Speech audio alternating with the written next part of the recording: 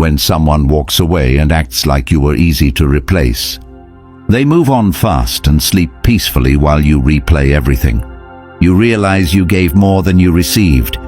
You feel invisible after giving your loyalty. You question your value because they did not choose you. This is how to actually make people regret losing you without playing games. You invested your time, your energy, your protection, your commitment, and now you are left with questions. Was I not enough? Why was I replaced so fast? Did any of it matter? Stay with me, because the way you handle this moment will define the rest of your life. Comment: I choose growth. Number 1. Remove your access. You are not suffering because they left. You are suffering because they still have access to you while giving you nothing in return, and you are allowing it. You check your phone hoping for their name to appear. You reply fast even after being ignored for hours. You watch their stories the second they post. You keep the door slightly open just in case they change their mind, and you call this hope. But it is attachment without discipline, and discipline is the foundation of strength. You say you want them to regret losing you, but you are still emotionally available at a discount. You are still providing validation, comfort, attention and reassurance without commitment. And as long as you remain accessible, you remove the possibility of absence. And absence is the only thing that forces reflection. People do not miss what is constantly available. They miss what is no longer reachable. And right now you are reachable, predictable, emotionally on standby, and that kills any chance of them feeling the weight of losing you. So the first brutal truth you accept is this: if someone chooses to walk away, you do not make it easier for them to experience you. You make it harder, not through games, but through standards. You delete the chat, not out of anger, but out of clarity. You mute their social media, not because you are weak, but because you value your focus. You stop checking if they are online. You stop asking mutual friends what they are doing. You stop creating imaginary scenarios in your head where they suddenly realize your worth. Because every minute you spend monitoring them is a minute you are not building yourself. And that is self-betrayal. And self-betrayal is the real loss. Have you noticed how quickly someone moves on when they know you are still emotionally available? They feel secure in the idea that you are there if their new situation fails. You become the backup plan, the emotional safety net, the convenient option, and nothing destroys attraction faster than convenience without challenge. So you remove your access fully. You stop being the therapist. You stop being the emotional support system. You stop being the late-night comfort call. You become unavailable in a calm and grounded way. You do not announce it. You do not threaten it. You embody it, because true strength does not need explanation. And this is where stoic discipline enters your life. You wake up and instead of reaching for your phone, you reach for control. You sit with discomfort without reacting. You observe the urge to text them and you let it pass. You train your mind the same way you train your body. Repetition builds resilience, and resilience builds power, and power creates detachment, and detachment is freedom. You realize that craving their attention is not love, but dependency, and dependency gives the other person leverage over your emotional state, and once someone has leverage over you, they do not respect you fully, so you remove that leverage. You remove yourself from the dynamic completely. You focus on what you control, which is your habits, your time, your body, your income, your mindset. And every time the urge to check on them appears, you redirect it into action. You go to the gym, you read, you build a skill, you write down your long-term goals and break them into daily tasks. You become so occupied with progress that you no longer have time to track someone who chose not to choose you. And here is the uncomfortable part you must face. If they left easily, they were already emotionally detaching before you noticed. And instead of seeing that clearly, you kept overgiving, hoping to secure their presence. But overgiving without boundaries signals low self-respect. And low self-respect never inspires regret, it inspires dismissal. So you rebuild your self-respect by enforcing distance. You treat access to you as a privilege, not a right. You understand that your attention is valuable currency, and you stop spending it where there is no return. You train yourself to be comfortable with solitude because solitude strengthens identity, and identity builds unshakable confidence. And once you no longer fear being alone, you stop tolerating being treated as optional. And this is the turning point, because the moment you genuinely withdraw emotionally and physically, something shifts. They feel the gap, they notice your absence in small moments, the lack of your reassurance, the lack of your presence, the lack of your consistency. And humans are wired to recognize loss when something reliable disappears. But this only works if your withdrawal is real, not strategic, not temporary, not performative. Real detachment means you are not secretly hoping they come back. You are redirecting your life entirely. You stop centering them in your narrative. You stop defining your worth by their choice. You understand that rejection is information, not condemnation, and you use that information to upgrade yourself. You analyze your weaknesses honestly. You improve your communication, your leadership in relationships, your emotional regulation, your financial stability, your physical health, not to win them back, but to become undeniable in every future interaction. And when you do this consistently, your energy changes, your posture changes, your tone changes, your standards rise, and people sense that shift immediately, including the one who left.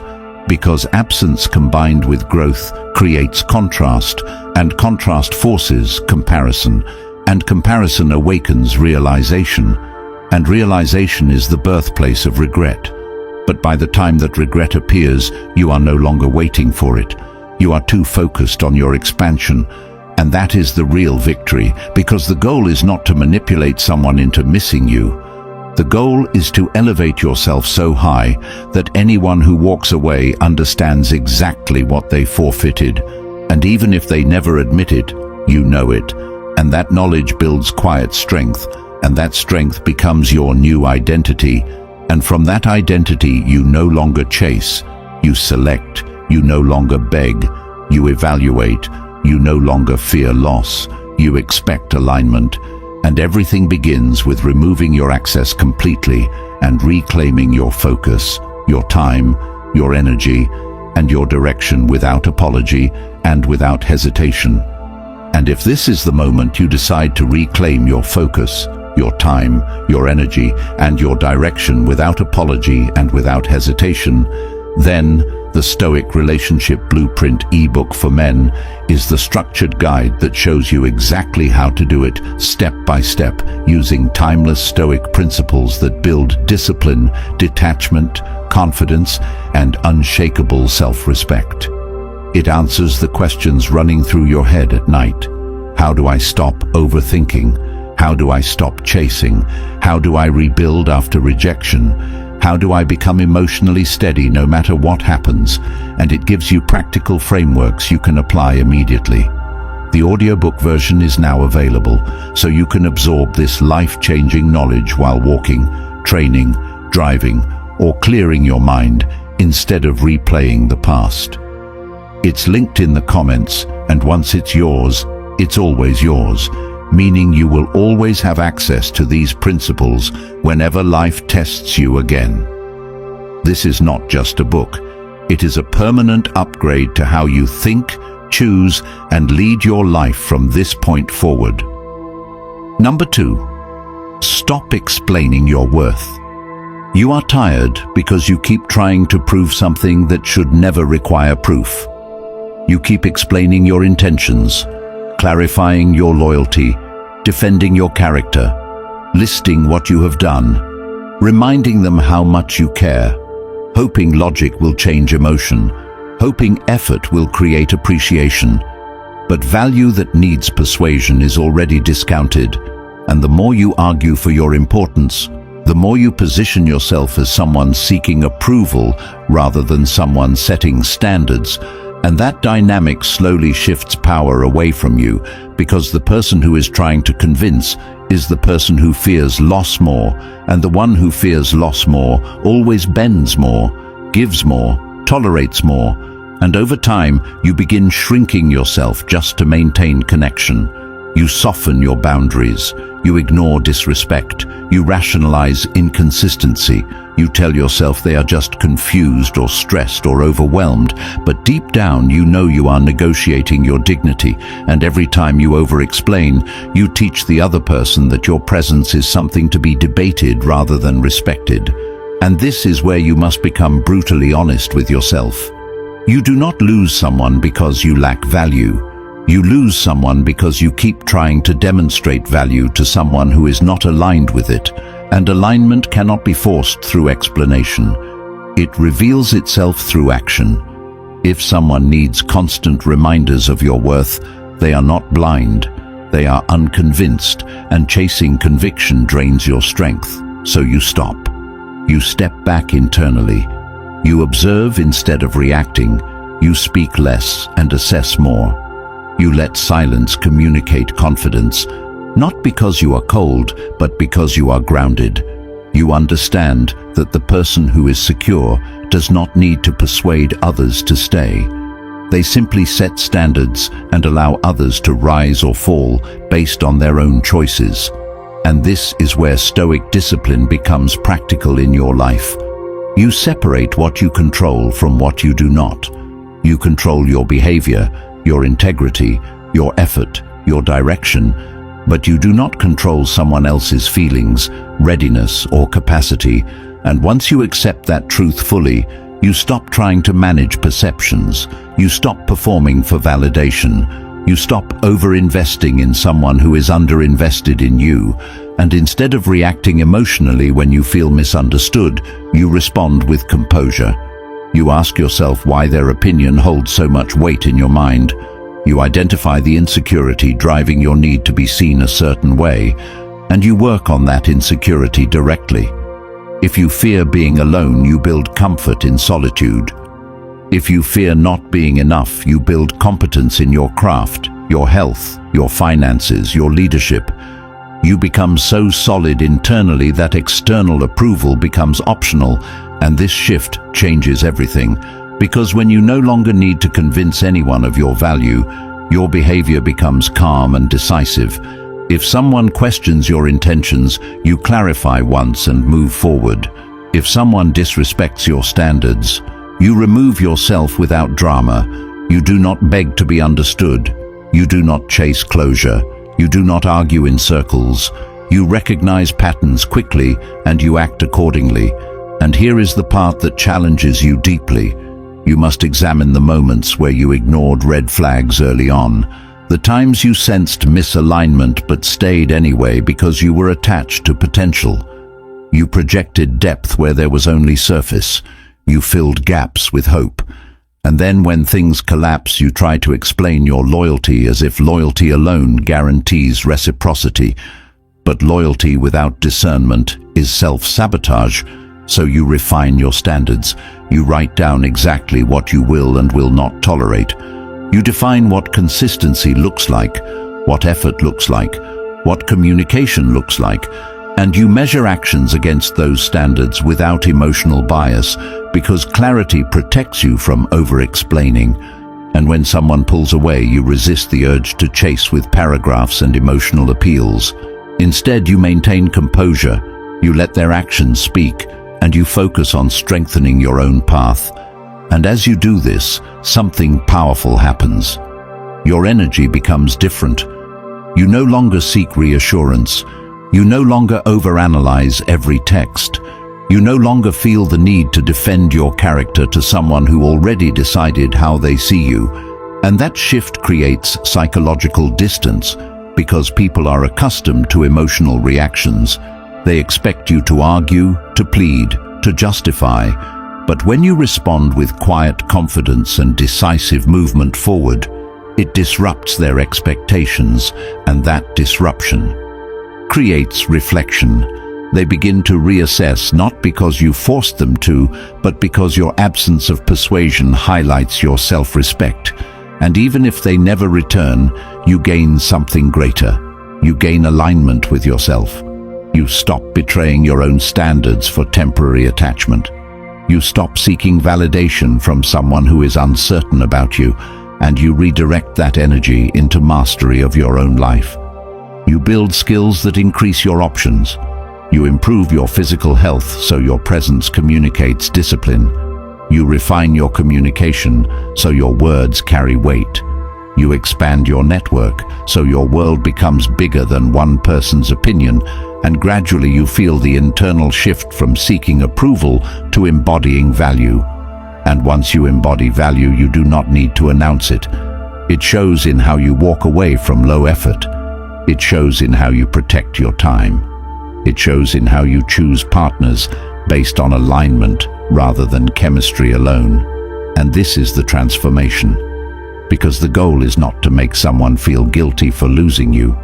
The goal is to become so centered and self-assured that you never again feel compelled to prove your worth to someone who should already recognize it. And when you operate from that place, regret, if it comes, is a byproduct, not a pursuit, and your life moves forward with clarity, strength, and standards that cannot be negotiated. Number 3. Upgrade your life. Pain becomes fuel the moment responsibility replaces blame, and the day the relationship ends is the day excuses end as well, because growth now becomes the only logical direction forward, and most people waste this moment by obsessing over what the other person is doing while their own life remains stagnant, scrolling through updates, comparing timelines, imagining replacements, replaying conversations, analyzing tone, dissecting every detail as if more thinking will restore control.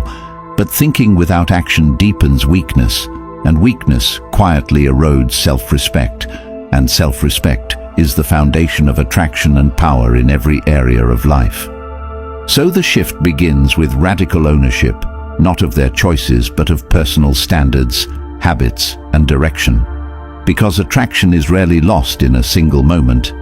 It erodes slowly through complacency, emotional dependence, lack of purpose, inconsistency, poor physical discipline, financial instability, or tolerating disrespect. And this truth is uncomfortable but freeing, because what can be improved can be rebuilt, and rebuilding starts immediately, body first, because the body reflects discipline, waking up earlier even when sleep feels heavy, training with intensity even when motivation is absent, eating with intention instead of impulse, removing alcohol excess, cutting late-night distractions, committing to visible strength, because visible strength changes posture, breathing, eye contact, tone, and presence. And presence communicates confidence before a single word is spoken.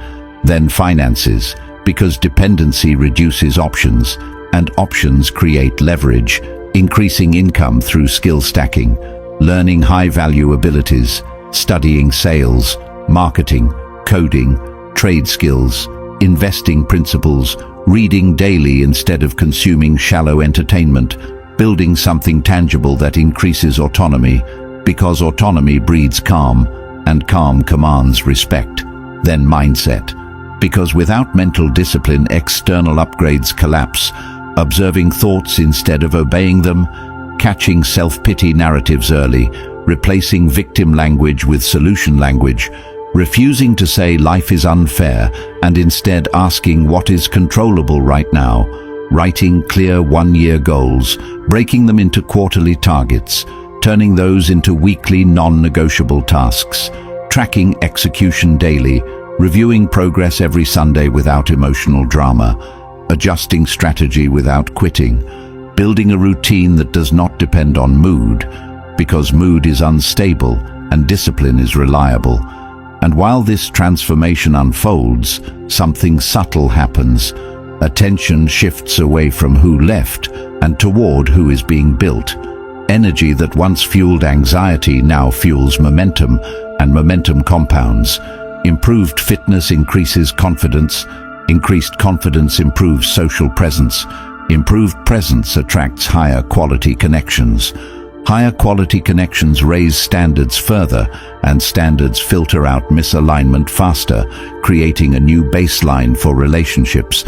And this is where introspection deepens, asking honestly what patterns repeated in past relationships.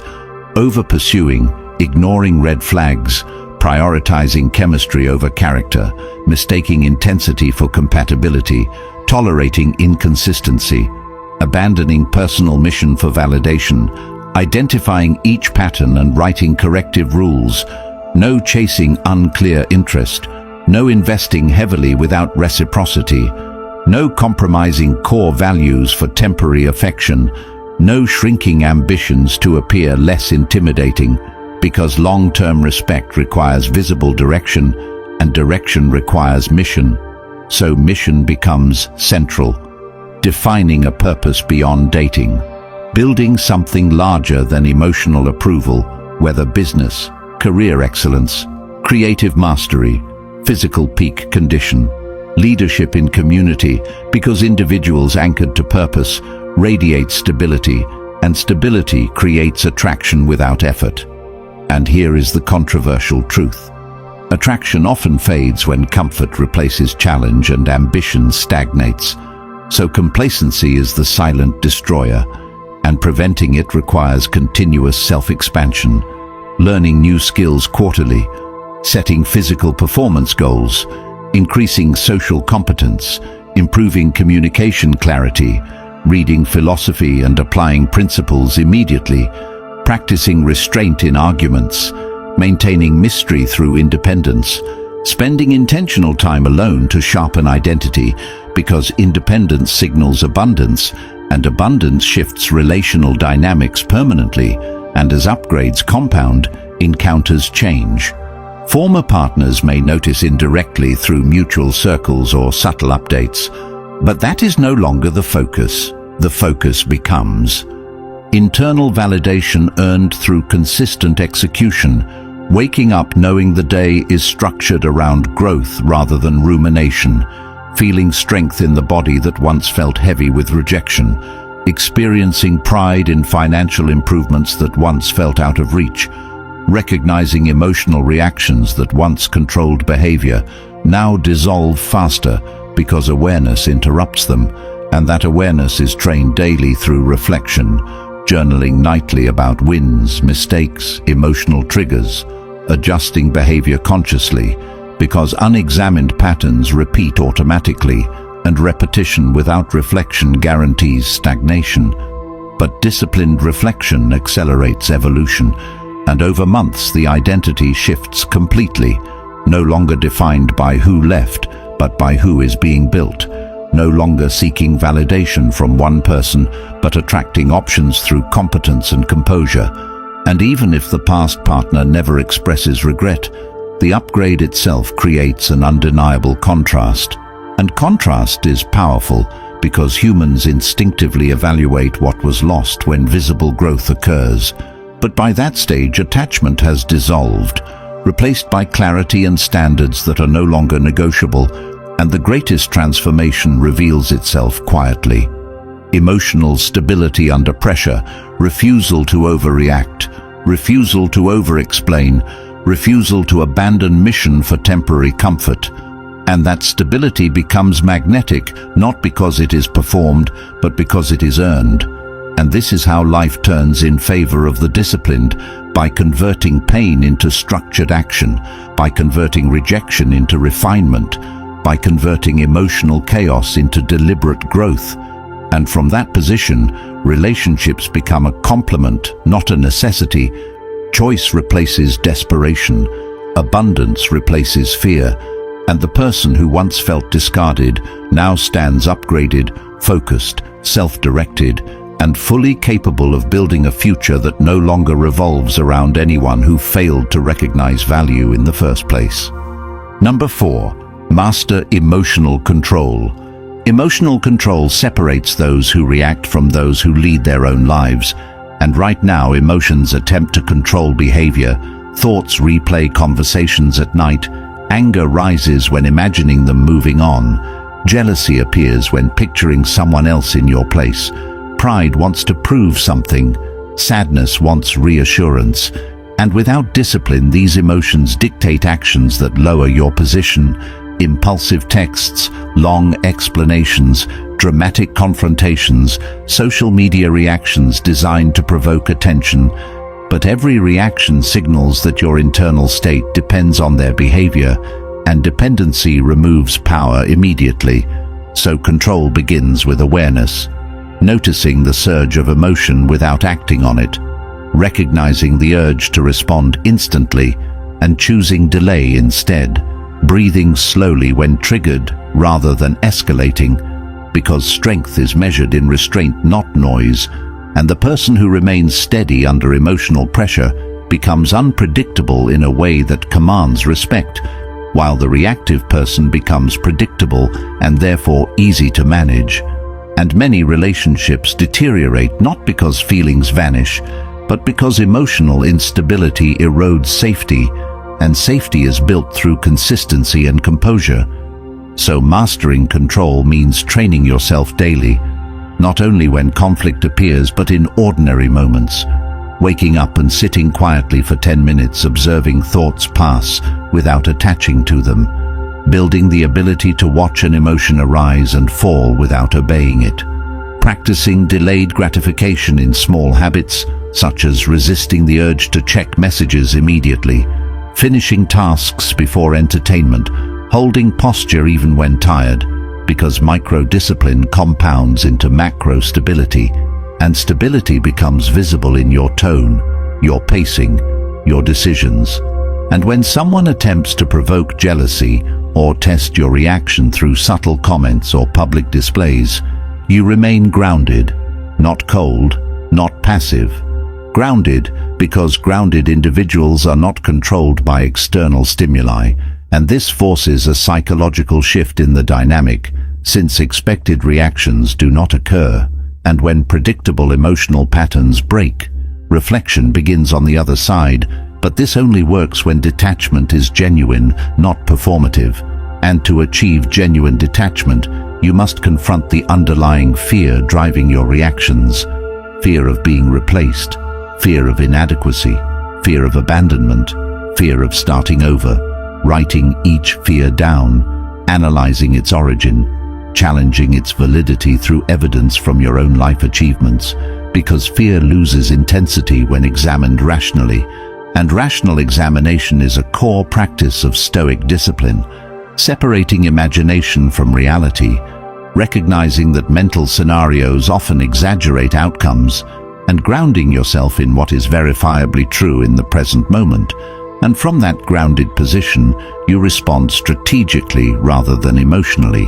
You decide whether communication serves your standards. You choose silence when engagement offers no benefit. You walk away from disrespect without dramatic exit speeches. You refuse to argue endlessly in circles seeking validation, because validation gained through emotional outbursts is temporary and weak, while validation gained through composure is lasting and influential. And mastering control also means eliminating behaviors that destabilize you physically and mentally, reducing excessive alcohol, limiting late-night rumination, maintaining consistent sleep, training your body regularly to regulate stress, because physical discipline supports emotional regulation.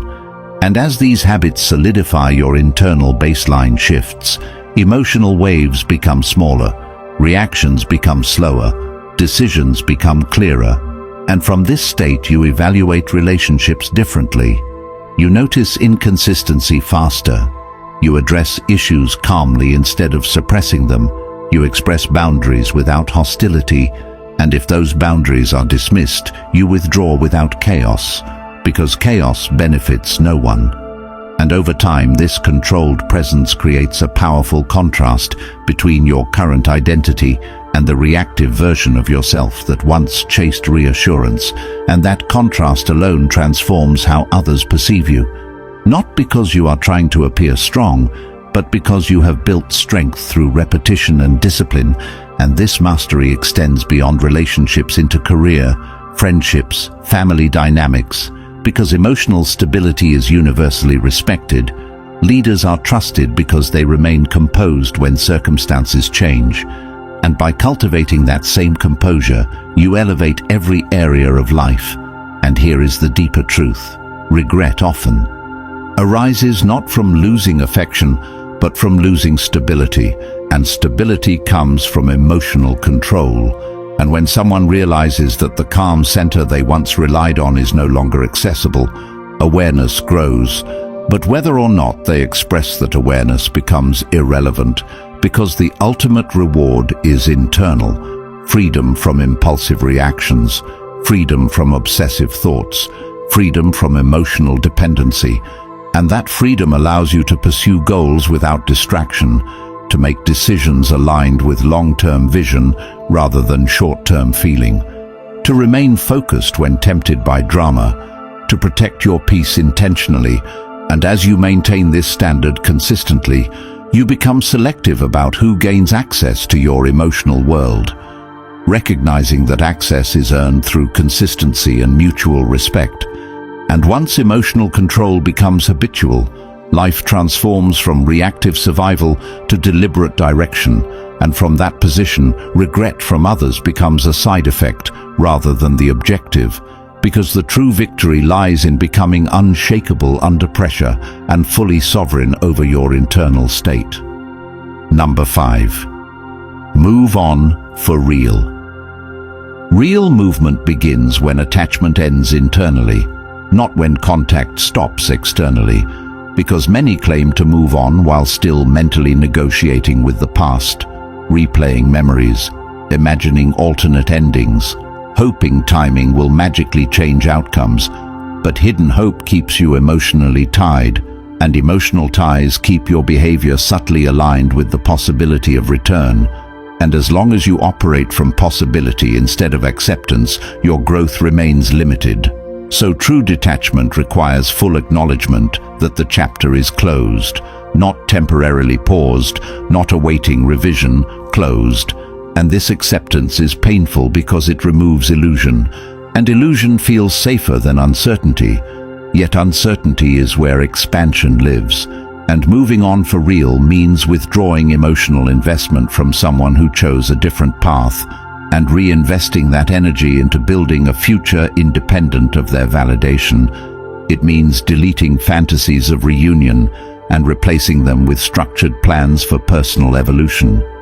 It means noticing when thoughts drift back to what they are doing and redirecting that mental energy towards skill development, fitness, financial strategy, creative output, community building. Because focus determines direction, and direction determines outcome, and if focus remains on the past, the future remains underdeveloped. So you discipline your attention deliberately. Each time nostalgia surfaces, you label it as memory, not mandate. Each time regret appears, you analyze lessons instead of indulging self-pity, writing down mistakes made, identifying patterns tolerated, defining non-negotiables for future relationships, and committing to enforce them without compromise. Because without defined standards, history repeats automatically, and moving on also requires emotional honesty, admitting where you compromised values for comfort, where you ignored intuition to maintain connection, where you overinvested in potential rather than consistent action, and acknowledging these truths without self-condemnation allows growth instead of resentment, because resentment keeps you tied just as tightly as longing does. And Stoic discipline guides this phase through acceptance of reality as it stands rather than as desired, focusing on controllable actions today rather than hypothetical reconciliations tomorrow, training the mind daily to release attachment to outcomes beyond your influence, strengthening identity through habits aligned with long-term vision, creating routines that build pride independent of relationship status, waking early, training the body, reviewing goals, executing tasks, limiting distractions, cultivating competence, and gradually the emotional intensity fades, not because time passes, but because attention shifts, And as attention shifts, self-respect increases, and with increased self-respect, standards elevate, and elevated standards transform how you evaluate future partners, no longer impressed by surface charm alone, but attentive to consistency, integrity, shared values, long-term alignment. Because moving on for real is not merely forgetting someone, it is upgrading the criteria that determine who gains access to your life. And this upgrade changes relational dynamics permanently, because you no longer approach connection from scarcity, but from abundance created through self-development, and abundance dissolves desperation. And without desperation, decisions become rational, boundaries become firm, communication becomes direct. And when someone tests those boundaries, you do not argue extensively, you observe behavior and act accordingly, removing yourself if necessary without drama, because protecting peace becomes priority over proving worth. And this internal shift often triggers external reactions. Former partners may sense the emotional distance and attempt to re-engage, but genuine detachment evaluates such attempts objectively rather than emotionally, asking whether alignment truly exists or whether nostalgia is influencing judgment, and choosing based on evidence rather than longing.